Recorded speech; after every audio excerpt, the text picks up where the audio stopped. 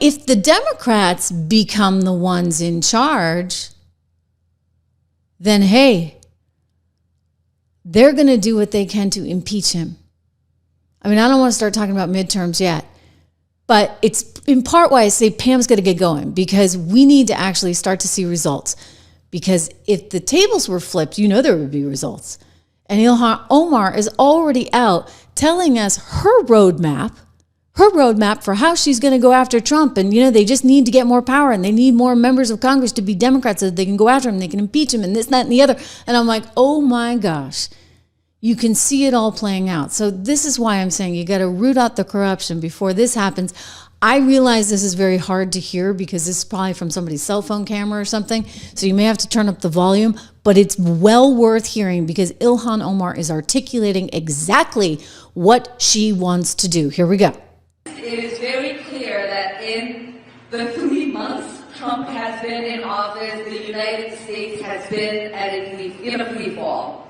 You all know that Democrats are in the minority in the House and in the Senate, and that drastically reduces our power. If we were in the majority, here's what we would be doing. We would be holding non-stop oversight hearings about what the Trump administration is doing, carrying out investigations into the corruption and the abuses of power and illegal actions. We would be holding Trump appointees in contempt of Congress when they lie under oath and violate the Constitution.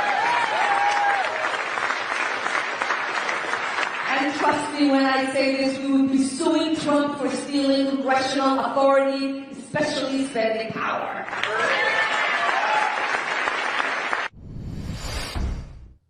Okay, so we know what she wants to do. I mean, that's a pretty big threat against the President of the United States. She's going to impeach him. She's going to sue him for this, that, and the other. So I'm just saying, okay, time is of the essence.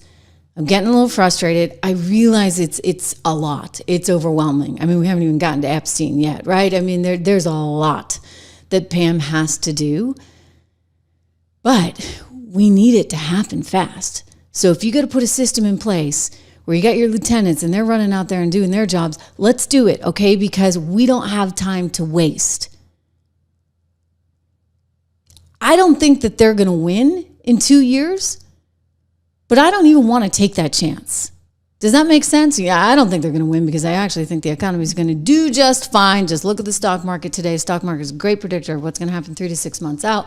I think we're going to be fine. We've got inflation coming down. We're getting better trade deals. There's a lot to be very, very hopeful about. And I think people are sick and tired of finding out that, you know what?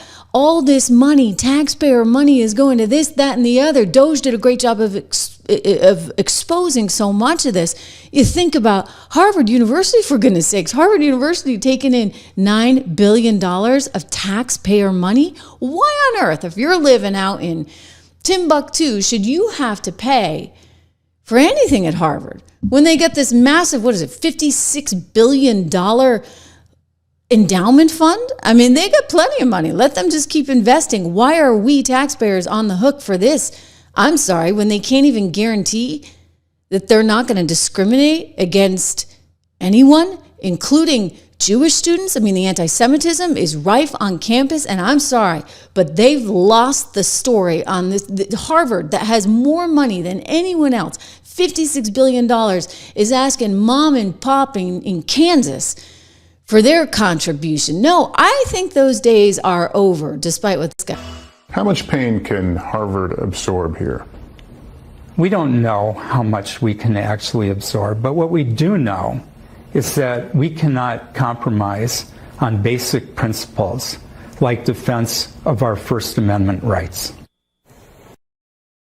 Okay. Defense of our First Amendment rights. I'll tell you, Harvard, this really isn't about your First Amendment rights, and it's about our rights as taxpayers.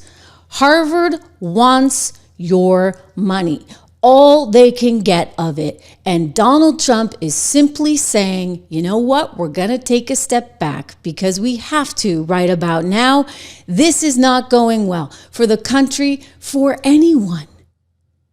And I just get back to, why are we paying for a school that has so much money. Thank you so much, Mr. Know-It-All. I remember speaking with Ivanka back when she was in the administration, and she was actually one of the first people to bring this up. I had gone down to just kind of have an off record. It was on record to a certain extent. I'm not speaking out of school telling you any of this, but I had gone down to see her there at the White House. She actually had an office right across the hall from my former co-host at CNBC, who's now over at Fox Business One, Larry Kudlow. And Larry is part of the economic team there, and he's a great guy. And Ivanka is a wonderful woman and a very earnest woman in that she really wanted to try and make some powerful contributions, especially to middle-class workers in, for example, industries that are challenged and maybe are seeing job losses. She mentioned the coal industry, for example, and she said she found me this study, and she's like, do you know that coal miners have this like gift for coding? Why don't we have a program to make sure that all of these people that are doing these jobs have the assets and skill set to go and do these other jobs, right? So she was really in touch with sort of vocational training and wanted to do the most in terms of coding, et cetera, because the idea is, right, as we transition increasingly to this other kind of economy, as much as you want to protect people, you also want to make sure that they have the skills to move forward. And one of the things that she brought up was that all these colleges are getting federal money. And she's like, all these universities, they're getting a ton of federal tax dollars. Given that we're giving them this federal money, shouldn't we have more say in, knowing what they're teaching kids and making sure that those kids can be employed on the other side?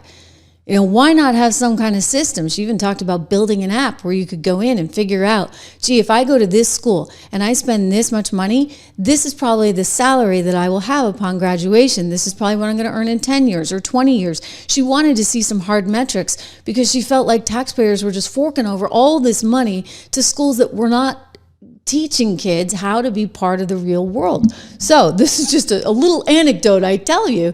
When Harvard's there sitting there, I want your $9 billion. What, so we can intimidate kids on campus? I mean, you saw the videos. I saw the videos. That's not right.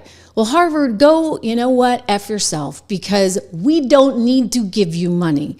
And now Donald Trump is even threatening your accreditation, let's be very clear. So I think there's more pain to come for those universities, for sure. But, you know, they're so full of TDS, they can't think straight.